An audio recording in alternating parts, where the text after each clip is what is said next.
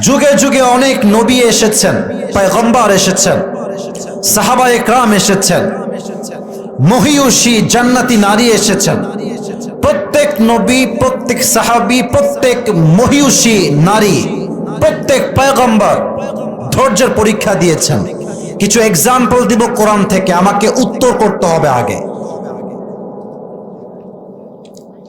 একজন নবী যিনি প্রায় 12 থেকে 18 বছর রোগী ছিলেন, অসুস্থ ছিলেন, তার দেহের প্রত্যেকটা অঙ্গ প্রত্যঙ্গে পচন ক্রিয়া তৈরি হয়েছিল। এই নবীর নাম কে বলতে পারবেন? মাশাআল্লাহ, আইয়ুব আলাইহিস সালাতু ওয়াস সালাম। এই দলিলটা কোরআনে আছে না নাই?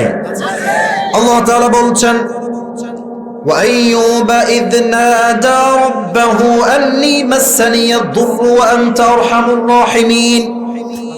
যখন আইয়ুব আলাইহিস সালাতু ওয়াস সালাম প্রচন্ড পরিমাণে অসুস্থ হয়ে গেলেন, কোন বর্ণনা আসছে 12 বছর, কোন বর্ণনা আসছে প্রায় 18 বছর, দেহের প্রত্যেকটা অঙ্গ প্রত্যঙ্গে পচন ক্রিয়া, হাত পচে গেছে, পা পচে গেছে, দেহের প্রত্যেকটা অঙ্গ প্রত্যঙ্গে পচন ক্রিয়া তৈরি হয়েছে।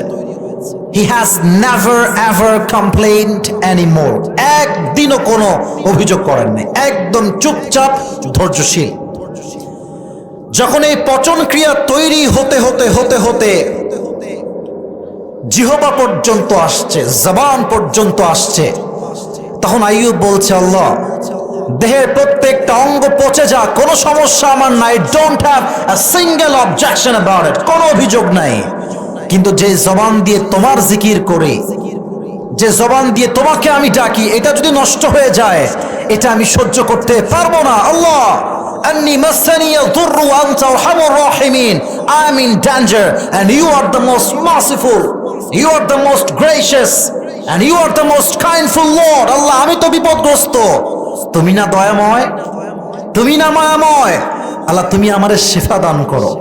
এই ধৈর্যের সঙ্গে দোয়া করার সাথে সাথেই ফাস্তাজাবনা লাহ, আল্লাহ সঙ্গে সঙ্গেই আইয়ুবকে পরিপূর্ণ শিফায়ে আজলা কামেলা দান করেছে। সুবহানাল্লাহ পড়বেন না আপনারা?